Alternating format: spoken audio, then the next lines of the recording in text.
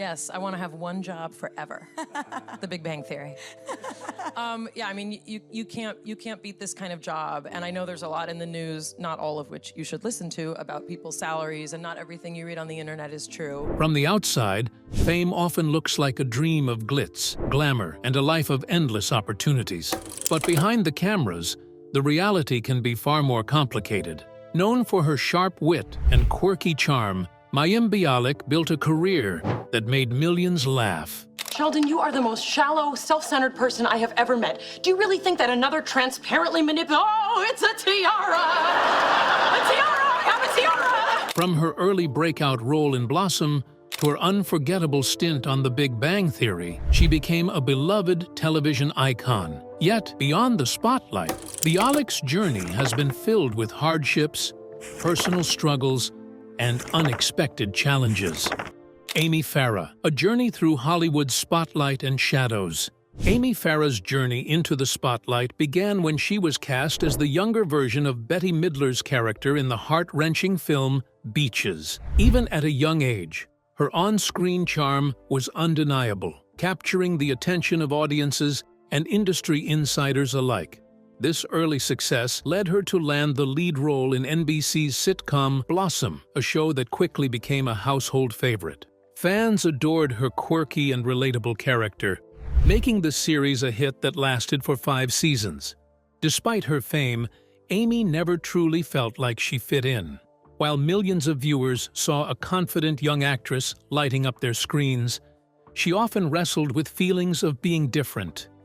And, as she would later reveal, this wasn't just because of her early start in Hollywood. It ran much deeper than that. When The Big Bang Theory came along, it seemed like a dream role. The show skyrocketed in popularity, turning Amy into a television icon and one of the most sought-after stars in the industry. By the time the series wrapped up in 2019, she was earning $425,000 per episode. An incredible achievement by any measure. But behind the scenes, the experience wasn't always as glamorous as it seemed. Speaking with Yahoo Entertainment, Amy admitted, "I don't know if I felt normal growing up." I don't know if I felt normal growing up, but I don't think that had to do with the fact that I was a child actor. I think that I came from a really unusual family. My parents are first-generation American. She explained that her feelings of isolation weren't just tied to her time as a child star, but also stemmed from growing up as the daughter of first-generation Jewish immigrants. At home, English wasn't the primary language, and this created a unique contrast between her life on set and her life behind closed doors. "Nothing felt normal for me," she shared. "I always felt different." One might think that starring in a popular TV show would have helped ease those feelings of alienation, but for Amy, it had the opposite effect. "Being on television didn't help that," she admitted. "It made me feel more like an outsider. Being in the public eye is abnormal." This sense of being different extended to her time on Blossom, a show that stood apart from the typical sitcoms of its era. When Amy invited her former co-star Jenna Von Oy onto her podcast, they discussed how the dynamic of their characters was unlike anything else on television at the time. Amy reflected, "What was unusual about our show was that it was based around me, this female lead who didn't look like other girls on television." What's unusual about our show was that it was based around me, this female that didn't look like other girls on television. Originally, the network had envisioned the protagonist as a boy, because back then, the idea of centering a show around a teenage girl was practically unheard of. Amy went on to explain that in most TV shows, characters like her were usually cast as the quirky sidekick, the oddball friend. But in Blossom, she was the star. This unfamiliar setup left network executives unsure of how to market the show, and the uncertainty soon extended beyond the boardrooms. Amy became the target of relentless criticism, much of it centered around her looks. "They didn't know what to do with us, and people made horrible comments about my appearance. Comments that have never left me since I was 14 years old." One particularly painful moment came when Saturday Night Live spoofed Blossom in a 1994 sketch. Cast member Melanie Hutzel portrayed Amy's character, but instead of a simple impersonation, the skit turned into something far more hurtful. Hutzel wore a large prosthetic nose, exaggerating Amy's features in a way that felt cruel rather than comedic. In an essay for Variety, Amy recalled, "I hoped no one noticed, but all my friends in high school watched SNL. It wasn't subtle. They would all see it, and I felt ashamed." Even with a successful career and millions of fans, those early experiences left a lasting impact. They shaped the way she saw herself and navigated the world of fame. But what happens when those wounds linger, affecting not just self-esteem, but mental well-being? How does fame, with all its bright lights and applause, often cast the deepest shadows on a person's mind? Stay with us as we unravel the hidden struggles behind the smiles of Hollywood's biggest stars. Mental health battle. Amy Farrah has always been open about her struggles, especially with mental health. On her podcast, she revealed how anxiety often made filming The Big Bang Theory difficult, even with therapy. I've been very open and vocal about growing up with mental health challenges, and that's a continuing, issue for many of us. Sometimes, no matter how she adjusted her performance, it still didn't feel right. Despite her success, Amy battled self-doubt. After Blossom, she stepped away from acting to earn a PhD in neuroscience, but never fully left Hollywood. In 2010, a guest role on The Big Bang Theory unexpectedly turned into her biggest career break. At the time, she was simply looking for enough work to qualify for health insurance. However, fame didn't ease her struggles. The pressure of performing on a hit show only heightened her anxiety. "With acting, my level of anxiety is very, very high," she admitted. Even minor doubts left her feeling overwhelmed. Her mental health battles extended beyond anxiety. "I've struggled with mental illness my whole life," she shared, determined to break the stigma. She wanted people to understand that no amount of fame or money makes someone immune. But Amy's struggles didn't end there. Just as she was learning to manage her anxiety, another unexpected challenge turned her world upside down. Along with anxiety, Amy also spoke about living with obsessive-compulsive disorder, commonly known as OCD. I'm Mayim Bialik. I'm an actor and a neuroscientist, and I grew up with and still have obsessive-compulsive disorder. The obsession is the internalizing aspect, and the compulsion is the externalizing aspect, she explained. In a video PSA for the Child Mind Institute, she admitted that growing up with OCD made trying new things extremely difficult, something she still struggles with today. However, learning to trust others and accept their support has helped. Change is possible. Change can be good. And even when it's scary, it's still okay. In 2021, Amy revealed yet another deeply personal battle: her struggle with an eating disorder. While talking to author Glennon Doyle on her podcast, she made a powerful admission: "I publicly identify as someone with an eating disorder." Also, just in this episode, I publicly identify as someone with an eating disorder, which I've never done before. So we'll save that for the big reveal for the interview. She described how she would eat in secret, using food as a way to avoid emotions. "I eat too much when no one's looking. I'm eating so I don't have to feel anything." It was the first time she had ever spoken about it publicly. People ask, "Why are you so overweight?" "Well, because I'm a compulsive overeater, in addition to being an anorexic and restricted," she explained. She also shared that she had sought treatment and had been in recovery for about 2 years. Amy hadn't planned on revealing this part of her life initially, but Doyle's openness about her struggles inspired her to do so. When asked why she felt it was important to share her experience, she simply said, "There's no quick fix for brain health. There just isn't. We have to do ongoing things that support overall brain health. But just as she was learning to heal, life presented her with another unexpected challenge, one that nearly cost her everything. How does a moment of sheer misfortune collide with a lifetime of struggles? Stay with us as we unravel the shocking details of the car accident that changed everything. Amy Farrah, a near-tragic crash and an unstoppable spirit. In August 2012, Amy Farrah was driving through Los Angeles when her car was suddenly struck by another vehicle. The impact was severe, leaving her with deep cuts on her left hand and thumb. Paramedics rushed her to a nearby hospital to assess whether surgery was needed. Despite the pain, Amy quickly reassured fans with a message on X, "In pain, but will keep all my fingers."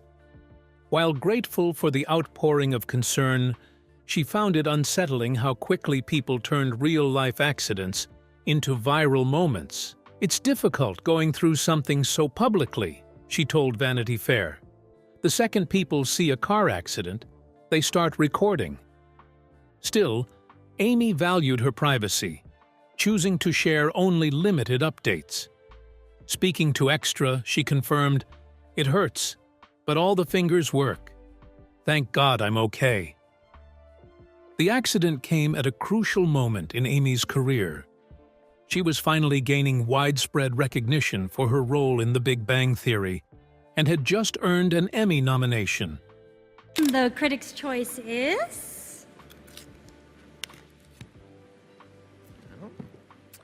Mayim Bialik, The Big Bang Theory. Yet, instead of letting her injuries slow her down, she pushed forward, returning to work as soon as doctors allowed. "I love my job," she said. "Jim Parsons and Melissa Rauch are my buddies. I just wanted to be with my buddies." Divorce and unwavering strength. Amy Farrah's personal life has been marked by both moments of joy and moments of deep pain, each shaping her into the woman she is today. In 2003, she married Michael Stone, a man she had met while studying at UCLA. Their wedding was a unique blend of tradition and nostalgia, merging a Jewish ceremony with a Victorian theme. Amy's choice of a vintage gown symbolized a romantic nod to the past, setting the tone for the life they envisioned together. Over the years, they built a family, welcoming 2 sons into the world. Yet despite their shared experiences and years together, their marriage eventually came to an end. After nearly a decade of marriage, Amy made the heartbreaking decision to announce their divorce in a heartfelt blog post. She didn't shy away from acknowledging the difficult reality of their separation, especially considering the impact it had on their children. Divorce is sad, painful, and incomprehensible for children. "It's not something we decided lightly," she wrote, expressing the emotional turmoil that came with ending their relationship. However, despite the emotional pain, both Amy and Michael remained dedicated to co-parenting. Even after the divorce, Amy continued to prioritize her children's well-being, working with Michael to create a stable and supportive environment for them. As time passed, Amy spoke about the challenges and growth that came from her co-parenting relationship with Michael. "It only strengthens my children's lives to have all of their family together for important events," she shared, highlighting the importance of maintaining family connections despite the separation. This included navigating awkward situations, like when Michael moved in with his new partner. Amy, despite the discomfort, embraced these moments, understanding the importance of showing up for her kids in ways that might not always be easy. Motherhood has always been central to Amy's life, even when it didn't unfold exactly as she had envisioned. She once dreamed of having a large family, imagining holidays filled with chaos, laughter, and the warmth of children surrounding her. But the reality was far different. Her first son, in particular, was what she described as a Velcro baby, constantly needing her attention and presence. When her second child displayed similar behavior, Amy realized the limits of her patience. At 33, with a toddler and a baby who needed me completely, I decided I was done having children, she confessed. This decision was a difficult one, bringing with it feelings of sadness and regret. I wanted 11 kids. Why didn't I have the patience for it, she wondered.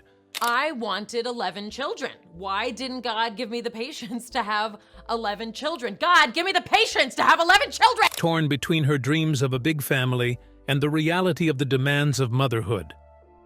Outside of her family life, Amy became an influential voice in the parenting community. Through books, blogs, and podcasts, she shared her experiences and insights on topics like parenting, mental health, and childbirth. While her openness resonated with many, not all of her views were well received. Her advocacy for natural births, home deliveries, and the rejection of hormonal birth control sparked significant debate. One of the more controversial stances she took was in support of attachment parenting, including co-sleeping with infants. What is attachment parenting? So attachment parenting is an umbrella term. It's not an all or nothing term. Which led to concerns over safety among her critics. Amy Farrah's journey through loss and resilience. Amy Farrah was raised in a loving, tight-knit family, with her Jewish upbringing playing a pivotal role in shaping her values and identity. Born to first-generation immigrants in New York, she learned early the importance of faith, family, and community. However, tragedy struck in April 2015 when Amy's father passed away after a long battle in hospice care. The actor shared the heartbreaking news with her fans through a blog post on her Caveller site, writing about the immense sadness and emotional complexity of losing her father after months of preparing for the inevitable. Losing a loved one is never easy, but for Amy, the grief triggered a deep creative spark that led to her making her directorial debut in the 2022 film As They Made Us. The project was a semi-autobiographical story inspired by her family's experiences during her father's illness and passing. The film centers on a divorced mother trying to balance caring for her children and elderly parents, with themes reflecting the painful reality of watching a loved one slowly fade. Amy explained, "Death is not difficult, but dying is. There is nothing harder than nursing your parent as they die." The grief and personal loss experienced by Amy infused the film with raw emotion and honesty, a testament to her ability to channel sorrow into art. Growing up, Amy's relationship with her religion also shaped her grieving process. As a modern Orthodox Jew, she adhered to the tradition of mourning for a full year, a period known as Shloshim in Jewish culture. The first year after her father's death was a time for reflection, mourning, and reconnecting with her faith. Amy shared in an interview, "After that year, it's kind of like a veil lifts." Though the grief did not stop her from working, it undeniably colored her world, filling her thoughts and actions with emotional depth. It was during this period that As They Made Us was born, allowing her to work through her loss creatively. But grief wasn't the only heavy burden Amy faced. In 2022, following the end of The Big Bang Theory, Amy returned to television with the Fox sitcom Call Me Kat, a comedy about a woman who quits her teaching career to open a cat cafe. The show struck a chord with audiences, and although it ran for 3 seasons, the production faced another devastating loss. In October 2022, the beloved actor, Leslie Jordan, known for his work in Will and Grace, tragically passed away in a car accident. He had been part of the Call Me Kat cast, playing the head chef at the cafe, Phil. Amy was deeply affected by Leslie's sudden death. She posted a heartfelt tribute on Instagram, saying, "They broke the mold when they made Leslie Jordan. He was a dear mentor and a beloved friend." During an appearance on The Jennifer Hudson Show, Amy revealed the complexity of learning about Leslie's passing while on set. "We were all at work and waiting for him to show up, so it was very, very complicated to have the whole crew there, and the whole cast," she shared. It was a sudden, it was a sudden thing. We were all at work and waiting for him to show up at work, so it was very, very, very complicated. The loss of Leslie, a close friend and colleague, added yet another layer of grief to an already tumultuous time in Amy's life. Yet, in the face of loss, Amy continued to create, perform, and speak out. Her ability to channel personal struggles into her work and continue to move forward is a reflection of her strength and resilience. But even as she dealt with personal tragedies, she found herself increasingly in the spotlight for other reasons, especially as she became more vocal about feminism and her stance on online hate. But how much of it was truly about standing up for herself versus the challenges of facing online backlash for her views? Amy Farrah's journey through public scrutiny. Amy Farrah has always been a polarizing figure, often at the center of debates and online backlash. Her openness about her beliefs, whether in her personal life or her career, has often sparked fierce reactions. One of the most notable controversies was her 2017 op-ed for the New York Times. Mayim Bialik, her op-ed in the New York Times got a lot of heat, in which she basically said, women, if they dress more modestly and did not act flirtatiously with men. Where she shared her thoughts on the Me Too movement. In the piece, Amy spoke about her own experiences navigating a world where harassment is too common and how she had taken steps to avoid being targeted. Her stance centered on the idea that women in an imperfect world had a role to play in reducing harassment, and one way was through dressing modestly or acting conservatively. Amy's words were met with swift criticism, especially from feminist groups, who accused her of victim blaming. The backlash stemmed from the perception that she was suggesting women could somehow be responsible for the way abusers acted. Some critics argued that her comments ignored the fact that harassment often stems from a desire for control and power, not just sexual attraction. Amy, aware of the controversy she stirred, quickly clarified her intentions, explaining that while women should be free to live as they wish, she was not excusing the behavior of abusers. She firmly stated that the only ones responsible for harassment were the perpetrators. But despite her attempt to defend herself, the damage had been done, and her apology fell short for many. She later admitted that her words had been misinterpreted and taken out of context, especially when she tried to explain her stance on Hollywood's toxic environment. This incident was just one of many times Amy has faced online attacks and accusations. Over the years, she's been targeted for various statements and opinions, especially regarding her support for Zionism and her views on vaccines. In her 2012 book Beyond the Sling, she made controversial statements about vaccinations that led to years of backlash. In 2020, when this issue resurfaced on social media, Amy posted a video clarifying that she had never dismissed the importance of vaccines, but instead had personal reasons for her choices at the time. However, her defense was often drowned out by the noise of those who refused to understand her perspective. Despite the challenges she's faced, Amy remains outspoken on several important issues, which has led to both admiration and disdain. Her position on feminism in particular has sparked deep discussions, with some admiring her ability to stand firm and others accusing her of not fully understanding the complexities of women's experiences in today's world.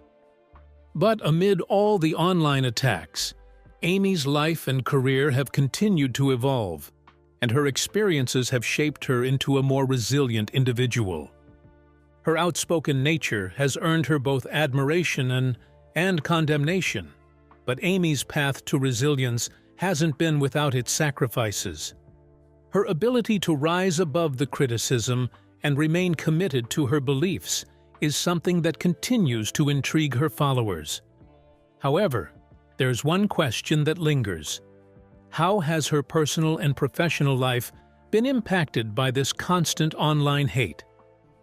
With all that said, how does one maintain their peace of mind when faced with constant judgment, especially when financial struggle is added to the mix? The pressures of balancing public opinions with the realities of day-to-day life are enough to make anyone question their choices. How does Amy continue to manage this constant storm? Stick around to find out more. Amy Farrah's career struggles and unexpected setbacks. Amy Farrah's career trajectory has been far from smooth, despite what many might assume about her financial standing. On her podcast, she shared an eye-opening perspective on the reality of being an actress in the 90s, especially on a show that never achieved major success in terms of ratings. Amy explained that back then, television salaries, in general, were far lower compared to today's standards. As a young female minor on a sitcom that wasn't a breakout hit, she earned much less than many would think. When Amy went to college, she wasn't living the dream of an independently wealthy person who could retire at a young age. She had to work hard to make ends meet. On her podcast, she recalled how she worked various jobs, including tutoring to cover her tuition and everyday expenses. Even though she had a steady acting career, it wasn't the kind of money that would set her up for life. It was all about budgeting and making wise financial choices to stay afloat, just like many others. In 2021, Amy's career took a surprising turn when she and Ken Jennings were chosen as permanent co-hosts for the iconic game show Jeopardy! However, her time hosting was cut short in December 2023, when she was unexpectedly let go. Amy posted an Instagram update revealing that Sony had informed her she would no longer be hosting the syndicated version of the show. This announcement came just a day after she had shared a controversial video with author Noah Tishby about the Israel-Hamas conflict, discussing anti-Semitism. While many people voiced their support, the video also received its share of criticism, sparking some to wonder if this timing had anything to do with her sudden firing. True or false? Jews are waging a unilateral war against the Palestinian people. False. Not only was Israel attacked on October 7 by an army of 3,000 terrorists. Neither Amy nor Sony have confirmed whether the video played a role in her dismissal. However, some have speculated a connection, considering the timing. Furthermore, rumors began circulating that her decision to step away from the show during the 2023 writers' strike might have contributed to her firing. As widely reported at the time, Amy announced her choice to support the striking Writers Guild of America by stepping down. But reports soon emerged that Sony executives were reportedly furious that she hadn't given them a heads up about her decision.